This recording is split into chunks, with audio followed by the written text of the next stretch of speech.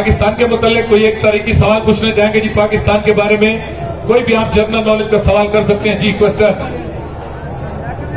जी, नवाज शरीफ कदों आ रहा है?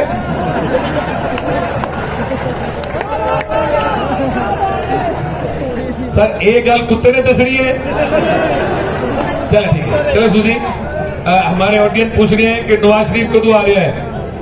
एक मिनट वेट, गल अपनी मां ना दसी, इस गल का पता तेनों है या साढ़े कुत्ते को पूछा है? अच्छा कुत्ते को। चलो सुजी, जिन्होंने पूछा है कि नवाज शरीफ कदों आ रहा है उन्होंने नहीं पता, तेनों इस गल का पता है, तेनों दस नवाज शरीफ कदों आ रहा है। सुजी, जिन्होंने पूछा उन्होंने नहीं पता, ये तेनों पता है तो दस देने। सुजी, नवाज शरीफ कदों आ रहा है?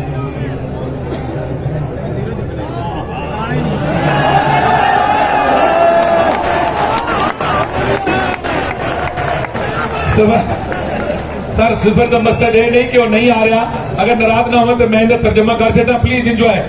इहदा सही जवाब यह बनता है, तेनों भी नहीं पता कि नवाज शरीफ साहब कदों आ रहे हैं, तो इस कुत्ते को भी नहीं पता।